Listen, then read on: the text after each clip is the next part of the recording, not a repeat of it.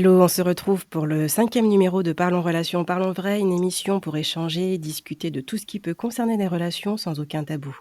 Pour celles et ceux qui découvrent l'émission, nous allons passer 1 heure ensemble en compagnie de 4 invités bien différents, histoire d'avoir un panel assez riche. Et vous aurez donc la voix de Mina. Salut Mina. Bonsoir. Il y aura aussi celle d'Axel. Coucou Axel. Bonsoir. Et puis celle de Geoffrey qui sera aussi avec nous. Salut Geoffrey. Salut. Et puis en cours d'émission, il y aura donc Faganda que vous pourrez entendre, qui nous rejoindra tout à l'heure. Il est malheureusement coincé dans les transports. Alors, en tout cas, merci à chacun de vous pour votre participation. Et sans plus tarder, la thématique de l'émission, c'est être soi malgré l'effet de groupe, les phénomènes de mode et la pression sociale. La plupart d'entre nous avons été confrontés à des choix sur le plan perso comme sur le plan pro, entre faire comme tout le monde et faire ce qui nous correspond. Comment réussir à être soi face aux influences multiples? C'est ce dont nous allons parler, chers invités. Ma première question, avez-vous des exemples d'effets de groupe, de phénomènes de mode, de pression sociale auxquels on peut être confronté à différents stades de la vie, que ce soit enfant, ado, adulte, célibataire, en couple, ayant des enfants, bref, différents stades de la vie. Je dirais déjà une pression sociale au niveau des âges, parce que je dirais que voilà, on a instauré que à 18 ans, les jeunes par exemple, voilà, c'est le début un peu de l'émancipation. À 25 ans, on doit avoir les enfants, être marié, voilà, être installé, avoir déjà sa petite vie. Donc c'est une forme de pression sociale parce que c'est un but peut-être que certaines personnes aimeraient obtenir pour rentrer dans les clous, dans les cases de la société. Donc voilà. Effectivement.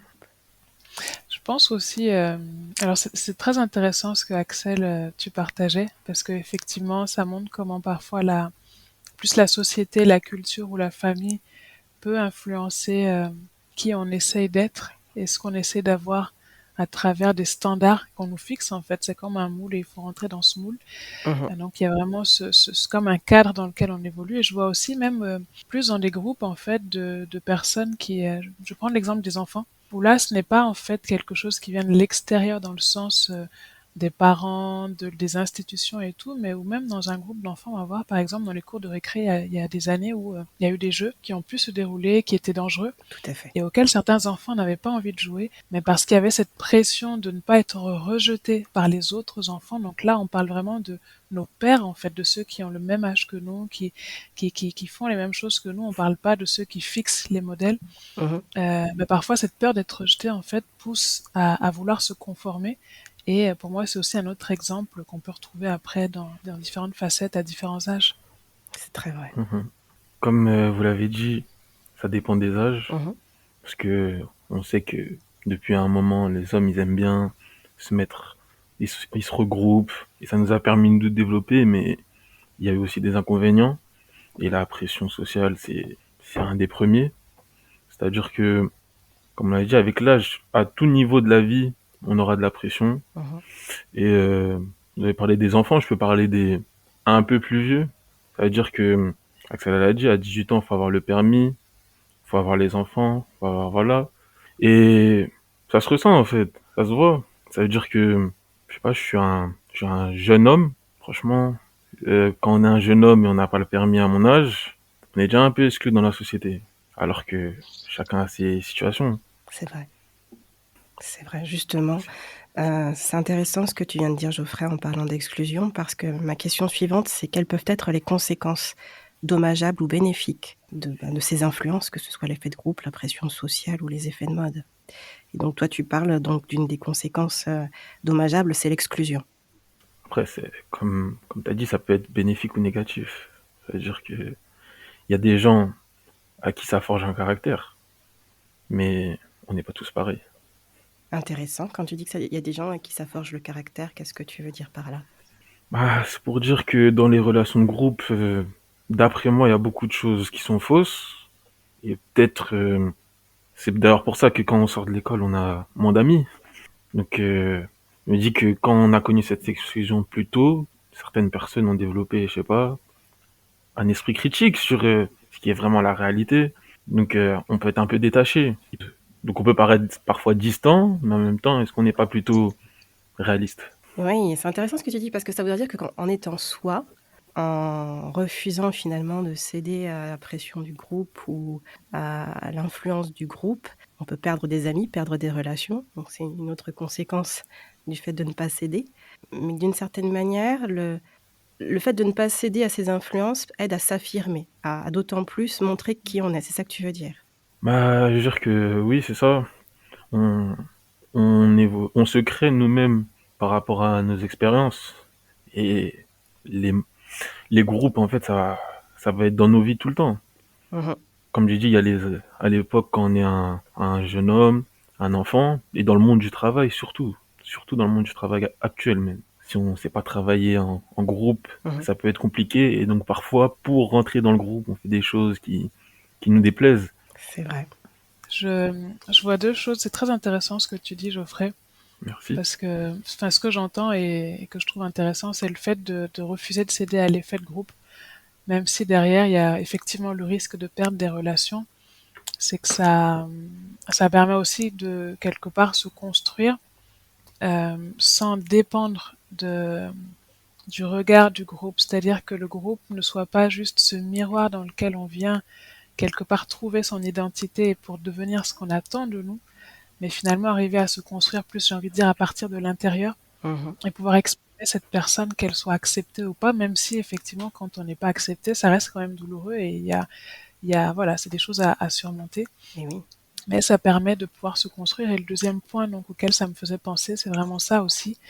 C'est quelque part le pendant du fait de céder à l'effet de groupe, c'est qu'on peut aussi se perdre soi-même dans le groupe. Exact. On se perd soi-même, on perd notre identité, on perd notre unicité, parce qu'on se conforme tellement qu'à un moment donné, on peut même arriver à ne plus savoir qui on est.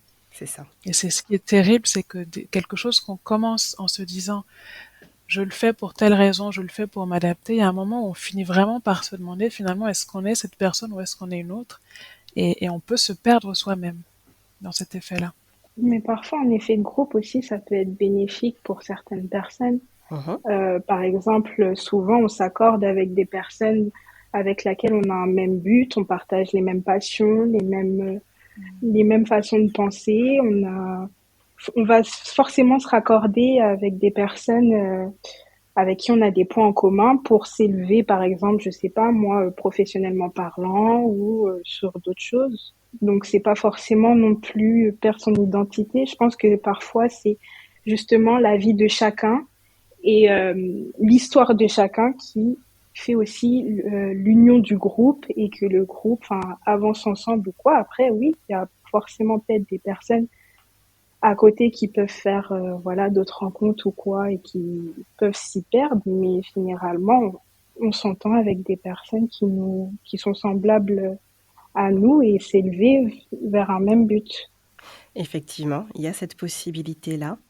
Je dirais que tout dépend de la personnalité, de l'estime de soi, de l'affirmation de soi et du caractère de la personne. Plus une personne aura un fort caractère, aura une personnalité affirmée, plus elle pourra du coup être, entre guillemets, un facteur influent et majeur dans le groupe pour tirer le groupe finalement dans une direction. Et plus une personne sera du coup, effacée, en manque d'estime de soi, manque de confiance en elle, et puis elle risque d'être influencée et portée par l'effet de groupe. Il y a les 2 aspects finalement qui sont, tout à fait possibles et envisageables. Du coup, j'aimerais rebondir sur ce que vous avez pu partager, notamment ce que tu as pu souligner, Mina, dans le fait de se perdre dans l'effet de groupe ou se perdre dans ces différentes influences. Et quoi faire justement quand on se sent perdu face, à ces différentes sources d'influence que sont les faits de groupe, les phénomènes de mode et la pression sociale? Comment est-ce qu'on peut réagir quand on a l'impression de se perdre dans tout ça? Elle est très intéressante la question. La première chose qui me vient, c'est déjà prendre du recul. Je pense que c'est déjà vraiment la première chose à faire parce que quand on est arrivé au point où on sent qu'on est en train de se perdre dans l'effet de groupe, c'est que quelque part, il y a déjà quelque chose qui nous a échappé. Il y a une partie du contrôle qu'on n'a plus. Et donc, on n'a peut-être pas forcément le recul nécessaire pour savoir exactement quelle action poser, quoi faire pour inverser la tendance. Mmh. Et on peut même, quand on essaie de réagir dans l'immédiat comme ça, basculer aussi dans une sorte d'effet inverse qui n'est pas forcément plus constructif, je dirais. Mmh. Pour moi, c'est déjà de prendre du recul, prendre de la hauteur et peut-être se poser les bonnes questions. Je dirais aussi quand on a été très loin dans cette suradaptation au point où finalement on n'est même plus de savoir qui on est. Je pense que ce qui peut aider aussi, c'est vraiment de se tourner vers des personnes qui sont bienveillantes, des personnes qui peut-être nous connaissent ou même parfois des professionnels, mais qui pourront avoir vraiment cette approche bienveillante et ce regard qui va pas être un regard qui nous dit qui on est, mais un regard qui va plutôt nous aider à nous voir tel qu'on est réellement. Je sais pas si ça fait sens ce que je suis en train de dire, Oui. mais j'ai entendu une citation une fois qui disait que la honte vient par le regard Mmh. et que c'est aussi par le regard qu'elle se guérit, dans le sens où en étant soumis à un regard qui va être plein de bienveillance, plein de compassion, on apprend aussi nous-mêmes à poser un autre regard sur nous, à ne plus transporter cette honte qui finit presque par nous coller à la peau, mais parce que nous, on se perçoit comme ça. Et je pense que c'est vraiment de commencer à être dans un environnement où la bienveillance fait qu'on change de regard sur nous-mêmes. Et là, on devient capable de se poser les bonnes questions, de savoir voilà, qui est-ce qu'on est, qu'est-ce qu'on aime, tout simplement pouvoir prendre du temps pour soi, du temps avec des personnes qui sont constructives pour nous. Et c'est là où ce que Axel disait, j'ai trouvé très intéressant, si je peux rebondir rapidement aussi Oui. dessus. Parce que c'est vrai, ce que Axel disait et la pensée qui m'est venue à ce moment-là, c'était effectivement quand on est dans un groupe où il y a déjà un fonctionnement qui est sain de la part de chaque personne, où il y a une bienveillance, où on se tire mutuellement vers le haut sans chercher à ce que l'un ou l'autre devienne comme nous on voudrait qu'il soit, mais où on va mutuellement s'encourager en fait à devenir qui on est. Ça peut aussi avoir ce côté bénéfique de nous pousser à nous découvrir davantage, à relever des challenges qu'on n'aurait pas relevés par le passé. Moi, c'est une expérience que j'ai vécue personnellement. C'était dans une association et il y avait un événement qui était organisé et puis on m'a demandé en fait d'accomplir une tâche pour laquelle je ne me sentais pas du tout qualifiée, enfin que c'est quelque chose que j'aurais jamais pensé pouvoir faire. Mmh. Et parce que j'étais dans un groupe où il y avait tellement cette conscience de l'identité de chaque personne, mais tout en respectant l'identité spécifique de l'autre, en sachant que tu es toi, je suis moi, nous sommes différentes, mais chacune nous avons de la valeur et chacune nous avons quelque chose de positif à apporter. Et donc, quand on met tout cela ensemble, mais on se poussait en fait. Et moi, dans Mmh. ce groupe-là, on m'a poussé en me disant, ben, non, mais nous, on croit en toi, vas-y, essaye.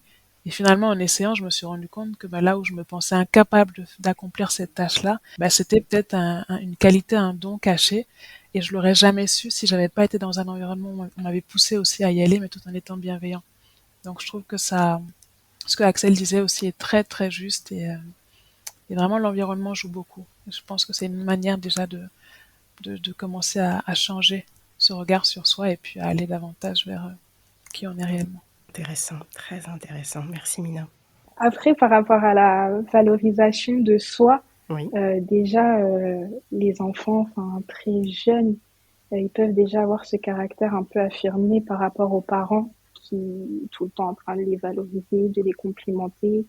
Donc c'est déjà une confiance en soi qu'ils ont et puis qui va s'affirmer avec le temps et peut-être révéler un caractère aussi leader et une personne qui se laisse pas influencer et qui voilà, Mmh. qui a les idées claires dans sa tête. Mmh.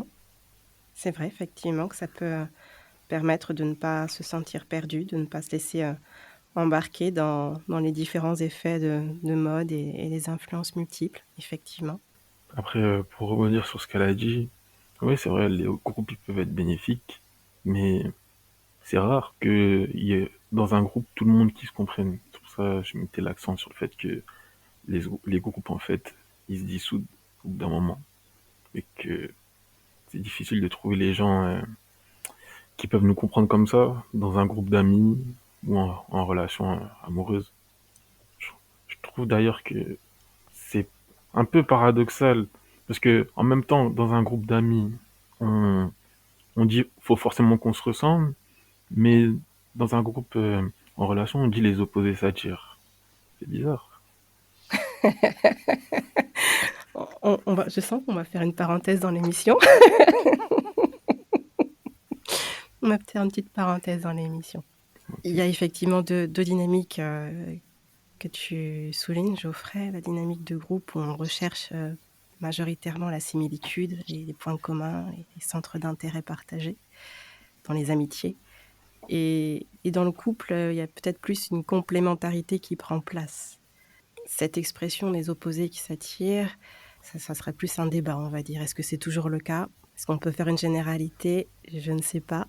Après, il y a effectivement la complémentarité qui est un atout majeur dans le couple. C'est-à-dire qu'on est deux êtres complètement entiers et l'autre apporte du bonus à son conjoint, à sa conjointe. Et ce bonus va venir finalement toucher les zones de... Je ne veux pas utiliser le terme faiblesse, mais en tout cas les zones d'amélioration à apporter, des zones de plus-value, des zones finalement qui vont avoir besoin d'être étirées, de grandir, de se développer chez l'autre. Et c'est en ce sens-là que l'on va dire que les contraires s'attirent. C'est qu'au final, si tu as je ne sais pas ce que je pourrais prendre comme exemple, si tu es quelqu'un qui, dans sa manière de communiquer, est très ouvert, très expansif, et que tu es en couple avec une personne qui va être plus réservée, le fait d'être à ton contact, cette personne peut peut-être à un moment donné être un peu plus ouverte, oser un peu plus finalement, prendre place, prendre la parole. Elle ne va pas forcément changer sa personnalité, mais elle peut évoluer dans sa manière de faire. C'est dans ce sens-là où on peut dire que les contraires s'attirent. Mais dans un groupe d'amis, tu peux avoir des gens expansifs comme des personnes plus réservées. Voilà. Après, je pense qu'il y a quand même une question de rôle aussi. C'est-à-dire ? Ça veut dire que dans un couple, dans un groupe d'amis, je pense qu'on a tous quelque chose que l'on apporte de spécial. Oui. Ça veut dire, on le voit, il y a toujours des gens, ils sont un peu énervés. Il y a toujours des gens, ils sont un peu trop gentils. Des gens qui sont toujours en retard. Les clichés.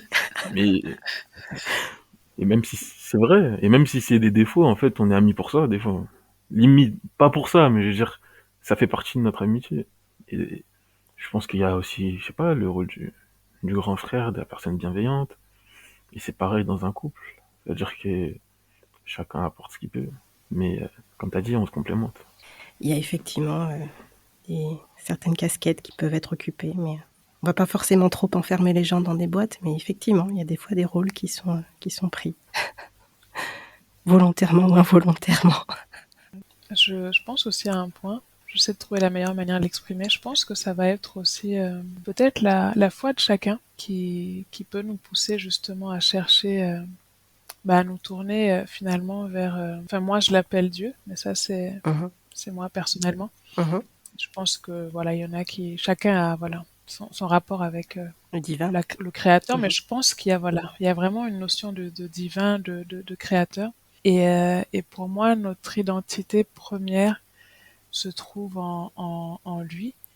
Et lorsque j'ai l'impression que je suis en train de me perdre justement dans des relations, dans des effets de groupe ou parfois dans les attentes que les autres peuvent avoir envers moi, c'est quelque chose qui m'aide beaucoup, c'est de me tourner vers lui. Et je trouve que vraiment dans notre foi, dans notre relation avec Dieu, avec le divin, déjà il y a une paix qui vient. Et puis c'est vraiment un endroit où on peut prendre ce recul et entendre en fait ce que lui dit de nous, ce qu'il dépose dans nos cœurs. Et je crois que c'est vraiment aussi une porte qui s'ouvre pour pouvoir explorer davantage qui on aime. Et pour moi, c'est aussi une manière de prendre du recul qui personnellement m'aide beaucoup. Pour moi, c'est important, comme on a dit, la relation avec le créateur. Après, pour un groupe d'amis, ayant des amis qui n'ont pas vraiment de relation avec, je sais pas, je dirais la communication. Ça veut dire que, surtout chez les hommes, je sais pas pour les femmes, mais il y a des fois, il y a des choses que on n'aime pas trop exprimer. Genre, je vais pas aller voir mes frères en disant, aujourd'hui je me sens pas bien, j'ai une journée voilà, la journée à m'a mis par terre, j'ai mal au cœur. Non. En se confiant en certaines choses, peut-être que on va plus comprendre la personne, on va plus se comprendre et on pourra mieux réagir et aider. Et des fois, même pas besoin d'exprimer.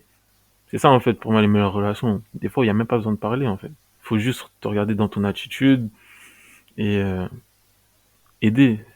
C'est pour ça que je dis que le groupe d'amis ou la personne avec qui on va être, c'est très dur à trouver. Parce que la personne qui te connaît vraiment, elle a même pas besoin que tu parles, en fait. Elle vient te voir et elle te connaît de base. Même si on se connaît jamais mieux que par soi-même. Au final, l'impact de toutes ces formes d'influence repose sur le regard des autres. D'accord avec ça? Mmh. La société est basée sur le regard des autres, de toute façon. Est-ce que le fait de se demander si je faisais abstraction de ce que les gens pensent de moi, si je faisais abstraction du jugement, du regard des autres, qu'est-ce que je ferais réellement? Quelles décisions je prendrais? Comment je me positionnerais? Est-ce que ça pourrait aider à se recentrer, à retrouver finalement un certain ancrage avec, soi-même et oser être soi finalement? Est-ce que ça paraît utopique?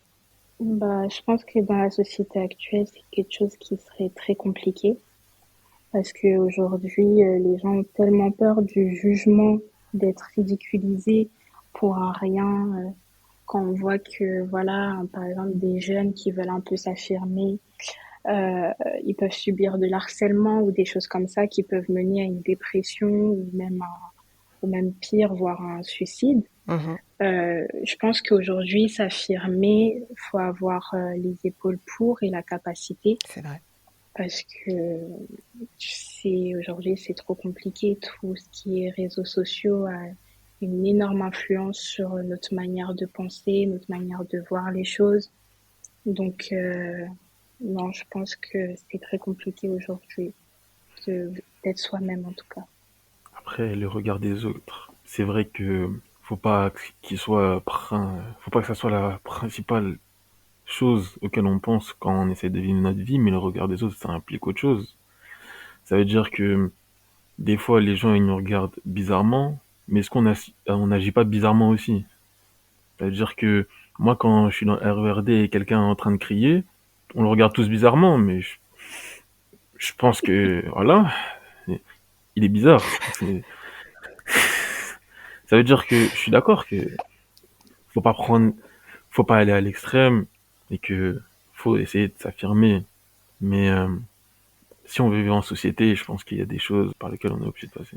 Et les autres, tu peux pas vivre avec quelqu'un et en même temps son avis il compte pas. On est obligé.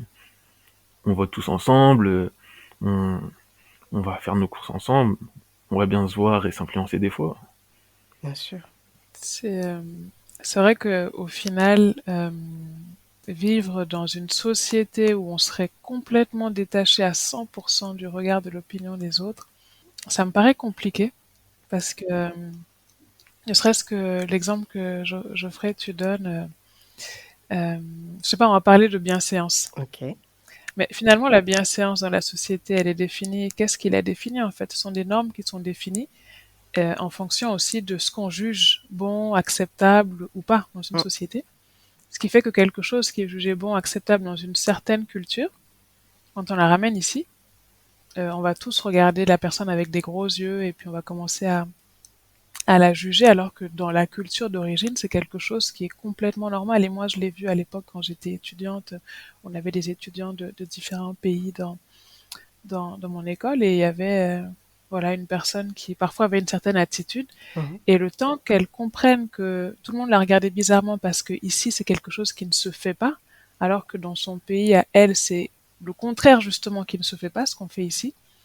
Euh, Bah, finalement, je me dis, quelque part, les normes sont définies par rapport à l'opinion finalement des gens, ce qu'on juge bon, ce qu'on juge acceptable, et c'est en fonction de ça aussi qu'on va nous regarder en nous disant, bah, là, ce que tu fais, c'est pas bien.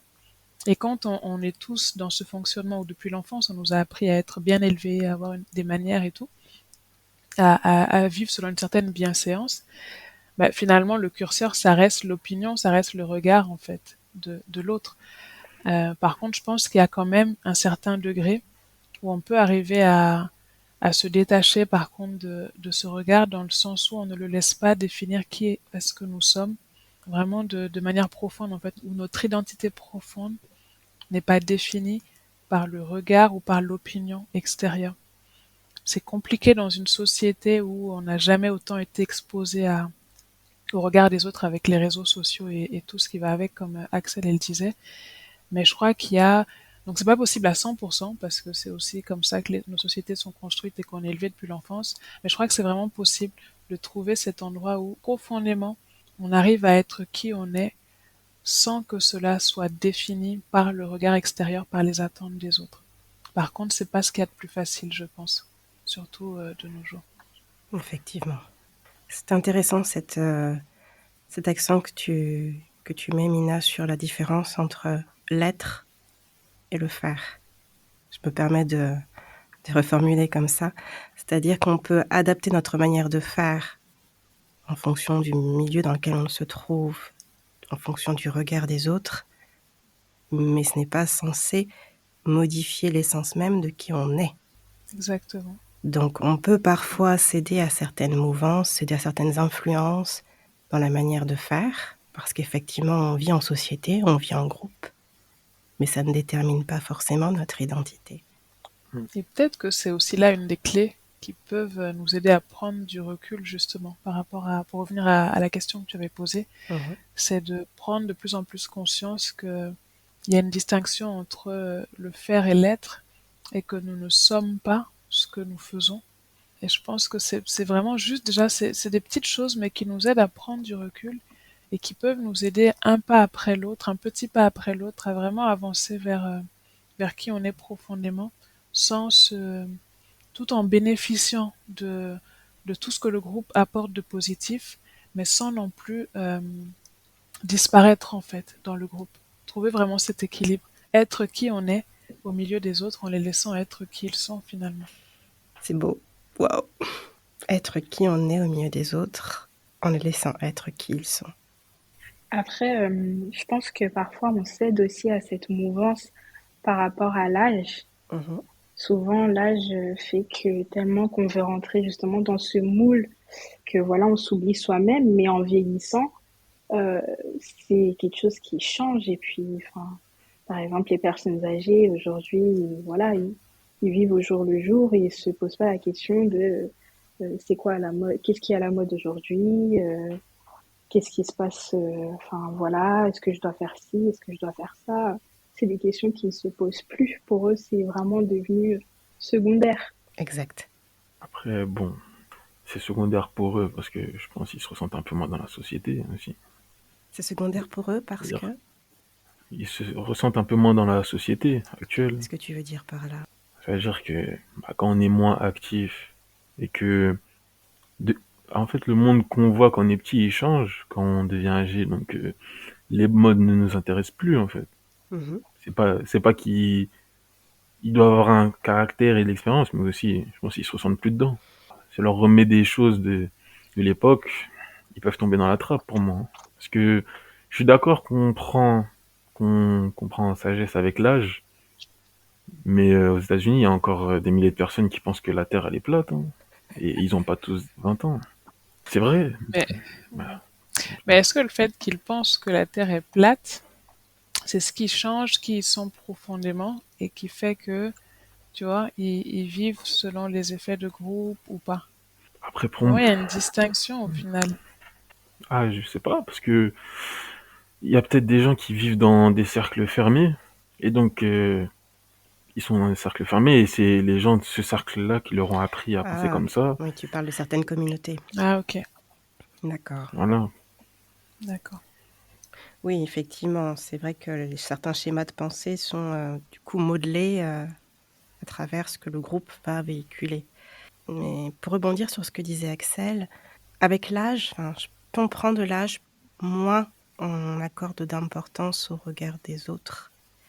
Parce qu'au final, on n'a pas de compte à rendre. Et plus on est établi dans sa propre vie, moins on a de choses à prouver. Et donc, du coup, plus on peut se permettre de se dire, vous pensez ce que vous voulez, je m'en fiche, quoi. C'est vrai que d'avoir échangé parfois avec des personnes plus âgées, il y a vraiment on sent en fait effectivement une certaine, déjà cette richesse qui vient effectivement avec le vécu, avec toutes les expériences qu'ils ont vécues.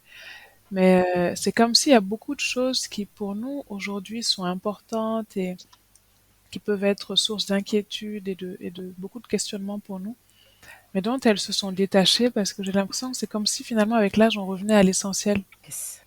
On revient finalement à ce qui est essentiel en fait. Et ça fait qu'il y a beaucoup de choses. Et ça veut pas dire que quand ils étaient jeunes, ils n'ont pas été confrontés en fait aux choses auxquelles on peut être confronté aujourd'hui, à la problématique que l'effet de groupe peut avoir parfois quand c'est négatif et puis aussi au côté positif quand c'est constructif. Mais je pense que c'est surtout Ils reviennent tellement à l'essentiel avec l'âge qu'il y a certaines choses dont finalement on finit par se détacher en fait. Et ça, c'est quelque chose qui m'avait marqué quand j'étais plus jeune, où j'entendais parfois les femmes qui disaient à quel point elles étaient épanouies dans leur cinquantaine et qu'elles l'étaient beaucoup plus que quand elles avaient 20 ans. Et moi, je comprenais pas ça. Mais aujourd'hui, je commence à comprendre en fait, parce que je vois qu'avec l'âge, il y a tout un cheminement intérieur qu'on fait où, pour moi, c'est vraiment comme si on revenait en fait à qui on est réellement. Et plus on revient vers qui on est réellement, plus on est libre de beaucoup de tracas.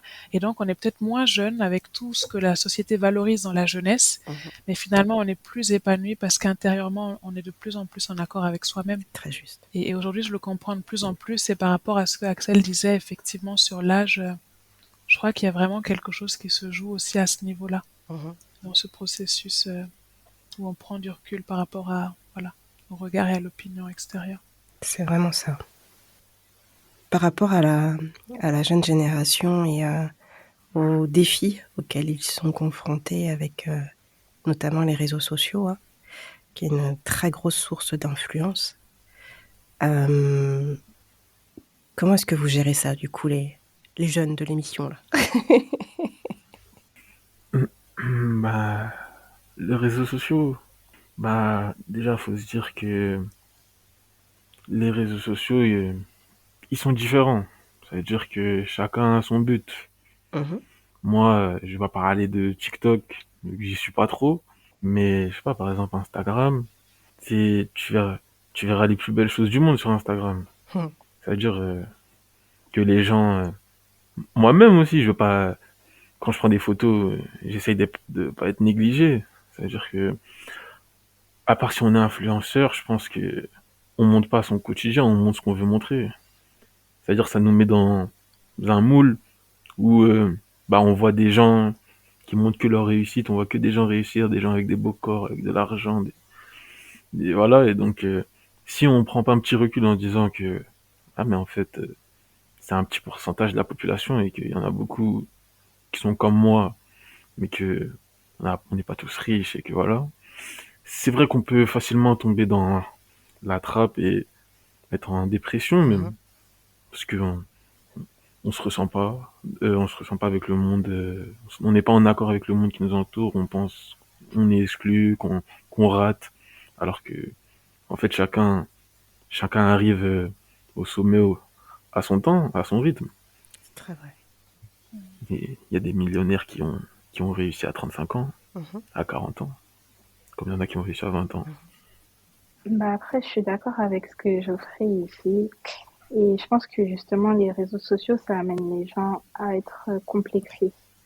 Je pense qu'aujourd'hui, il y a beaucoup de jeunes qui savent plus se satisfaire justement avec peu ou des choses toutes simples.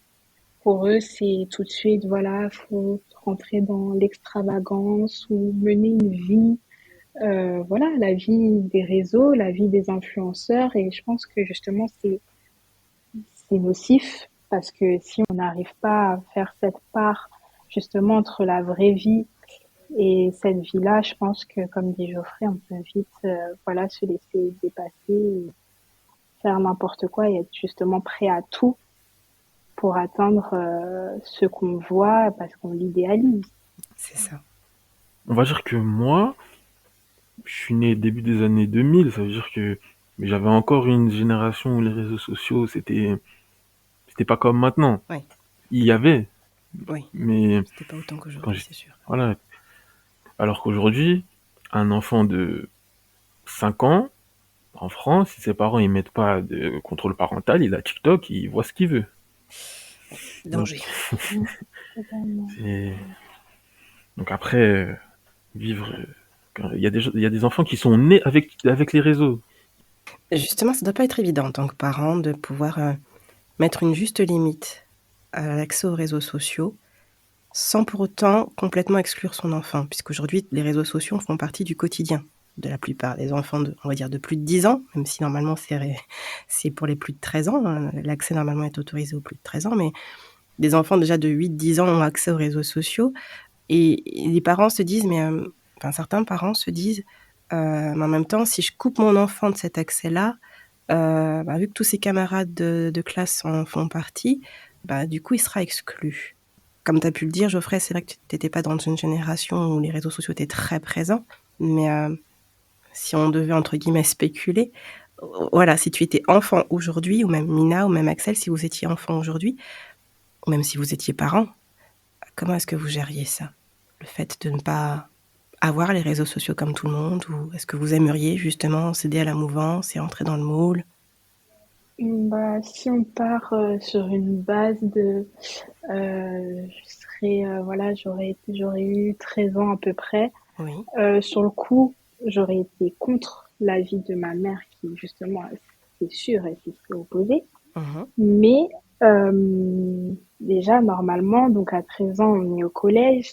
Au collège, donc si on prend la logique des choses, les téléphones portables, on n'y a pas accès. Donc ça veut dire que quand on se retrouve avec nos amis ou quoi, normalement c'est pas ces sujets-là qu'on devrait aborder. On devrait plutôt être en train de jouer à des choses d'enfants de 13 ans. Et je pense qu'en tant que parent, euh, mon enfant, je céderai pas non plus et plutôt lui faire comprendre et lui expliquer le danger justement des réseaux sociaux et que voilà, on peut montrer ce qu'on veut, prendre ce temps d'expliquer aussi parce que même si voilà, l'enfant peut être au collège ou quoi, il est totalement en capacité de comprendre euh, le danger qu'il peut y avoir sur ces plateformes-là, même en utilisant des exemples de personnes, enfin que voilà, lui montrer comment cet outil-là peut être manié à quelque chose de négatif ou Mhm. quoi. Effectivement, de pouvoir ouvrir la communication, faire de la prévention, expliquer les risques, les dangers, c'est vrai que c'est une très bonne chose. Et même justement, je pense qu'aujourd'hui, c'est quelque chose qui devrait être abordé à l'école à partir du collège. Parce que plus la société avance, plus les enfants, ils ont, comme disait Geoffrey, ils ont cette facilité à utiliser les réseaux sociaux, les tablettes, les ordinateurs. Et donc, je pense que c'est quelque chose qui devrait vraiment rentrer dans la prévention assez tôt aujourd'hui. Tout à fait d'accord. Si j'étais, si j'étais parent, déjà, quand on est enfant, je pense, la plus grande des facilités, c'est de les laisser devant un écran. Souvent, c'est la télé. Mais c'est pour ça que je dis qu'être parent, c'est presque un métier à plein temps, parce que C'est pas évident. c'est, il y a des moments où on va être fatigué, Mhm. l'enfant il est là, il va demander, mais j'essaierai plutôt déjà d'éviter la télé, et ensuite les réseaux, en fait c'est mettre son attention dans autre chose, c'est-à-dire on va pas on va pas diaboliser les réseaux, ça sert à rien. Quand on dit quelque chose est mauvais à un enfant, il va y aller. Donc c'est plutôt de jamais les laisser dans l'horizon, mais sa vision, faut plutôt la mettre sur autre chose. Oui. Comme on a dit, il y a les activités, le sport, ou même juste moi. C'est-à-dire que discuter avec moi, le but sera vraiment qu'il développe un esprit critique. C'est ça le but. Pour moi, il n'y a pas d'âge pour l'améliorer. Qu'on soit enfant ou qu'on ait 70 ans, toujours, on apprend toujours des choses. C'est Il faut vrai. des bases. Et ce sera à moi de lui donner. À moi de leur dire que, ouais, les réseaux, faut savoir faut savoir les utiliser. Parce que comme on a dit, les réseaux c'est aussi un vecteur économique.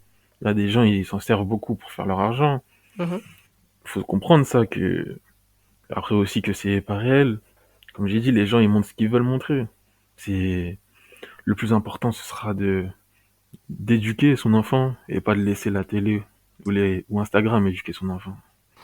C'était, c'était très bien dit ce que tu as dit. Oui, Et vraiment. effectivement, très très bien dit, je trouve, parce que souvent c'est une facilité de laisser les enfants devant la télé, les écrans, mais parfois aussi certains parents alors je sais pas si je peux, n'ont pas le choix, mais un parent célibataire par exemple, Mhm. qui travaille, qui doit rentrer le soir, faire à manger pour les enfants, gérer plein de choses, et puis il doit faire ça seul. Mhm. il n'a pas l'argent pour payer une nounou, enfin une babysitter pendant qu'il s'occupe de tout ça. Parfois, effectivement, les parents vont laisser du coup les enfants devant la télé parce que là, au moins, ils savent ce qu'ils font. Mais malheureusement, c'est aussi beaucoup de messages négatifs qui passent comme ça, même s'il peut y avoir du positif. Hein, je suis pas en train de diaboliser non plus ça. Mais pour moi, c'est effectivement important de mettre des limites, en tout cas dans le cas de l'utilisation à la maison, en dehors, pour limiter l'enfant, qu'il devienne pas, que ça devienne pas voilà, la seule source à laquelle il va chercher son identité, sa valeur, tout ce qui s'y passe, mais aussi beaucoup. Donc c'est vraiment tout ce qui a déjà été dit hein, avec Geoffrey et Axel, de communiquer, beaucoup communiquer, expliquer ce que c'est, expliquer les conséquences, expliquer les limites, parce que même en limitant un peu l'utilisation à la maison, ben, l'enfant sera exposé dehors, parce qu'aujourd'hui dans les cours de primaire, les enfants ont déjà des portables. C'est ça. Et donc ils sont exposés partout de toute façon à tout ça. Et c'est donc de beaucoup communiquer. J'avais entendu une fois une personne qui disait, j'avais beaucoup aimé, euh, qu'elle n'avait pas juste expliqué les choses à ses enfants, mais elle les avait aussi préparés en leur disant, bah, si tu te retrouves dans telle situation, comment est-ce que tu vas réagir? Parce qu'elle est partie du principe que, étant donné que effectivement les réseaux, enfin, sont partout, les enfants seront exposés à certaines choses. Et c'était de leur expliquer d'une part et de leur dire, et de les préparer en leur disant, bah, tu seras sans doute exposé, ça peut arriver.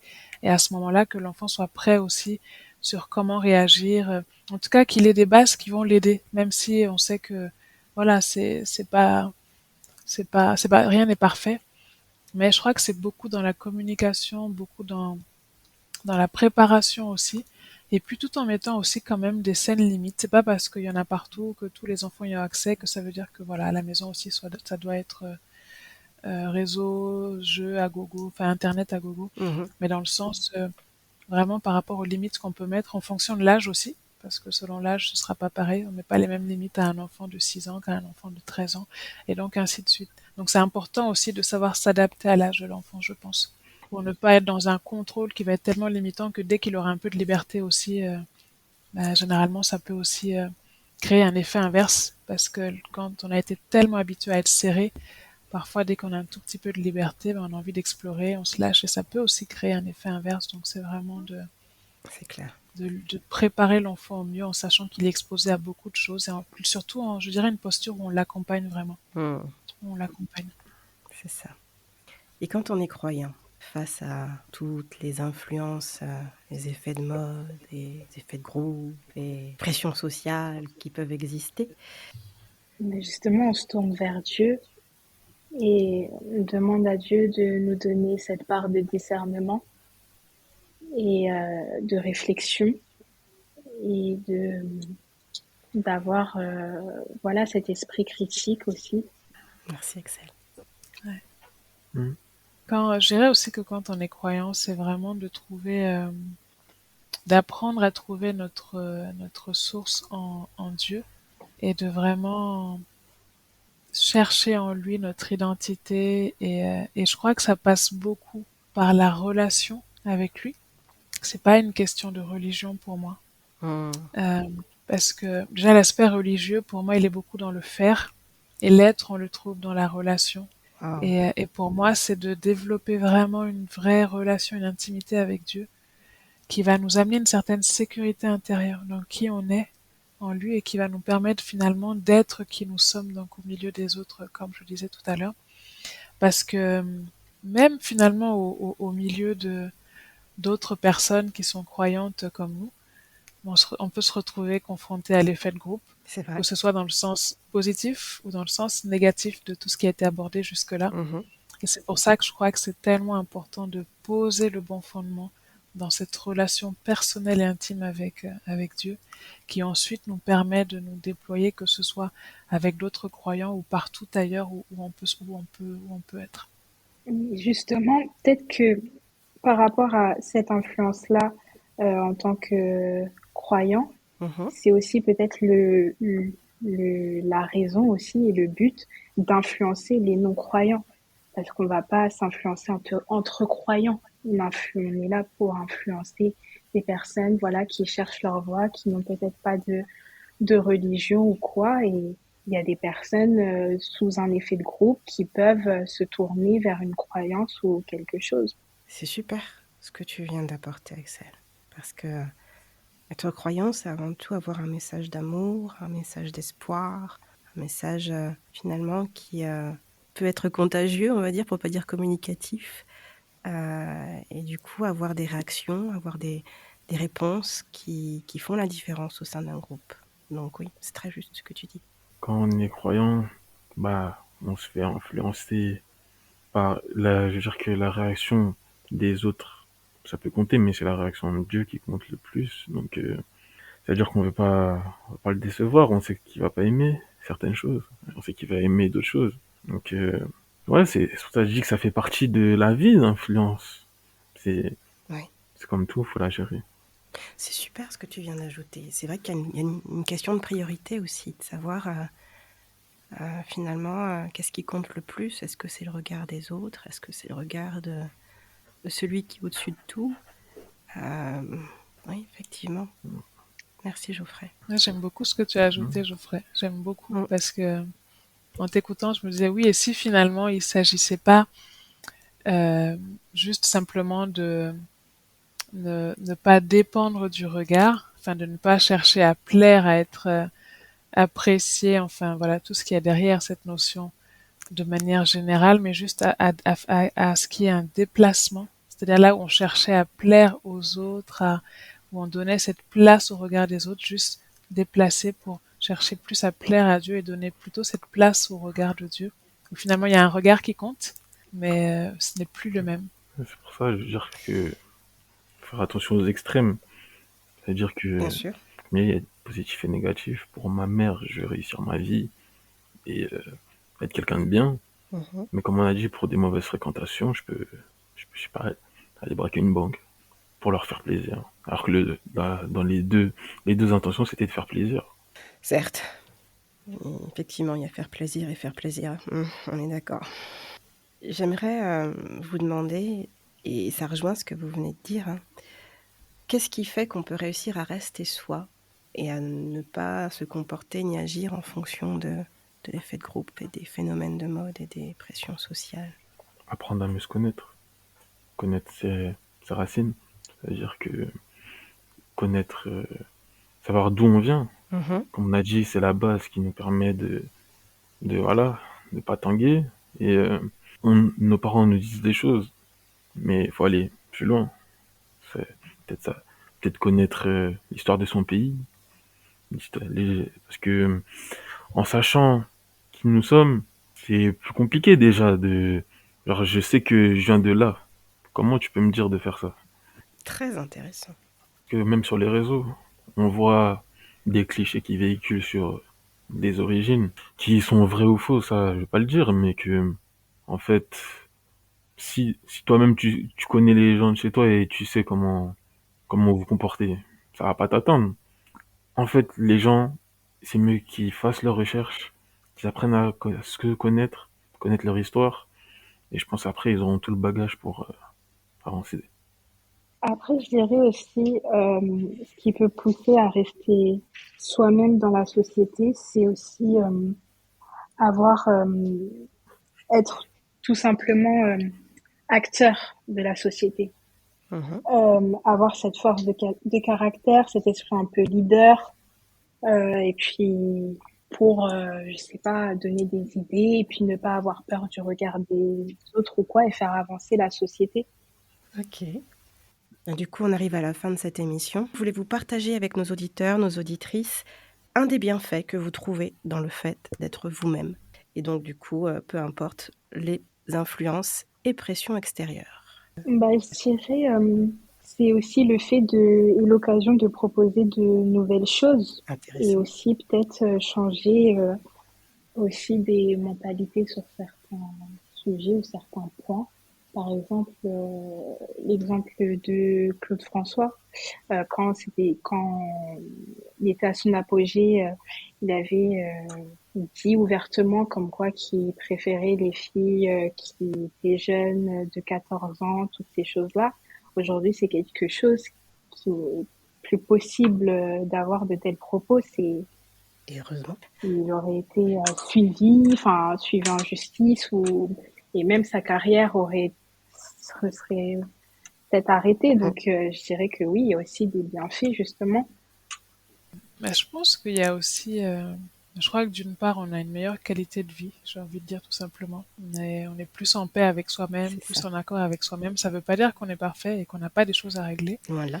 mais voilà. Mais je pense que ça, il y a un certain accord avec soi-même quand même dans lequel on peut être, et je trouve que c'est super de pouvoir vivre ça.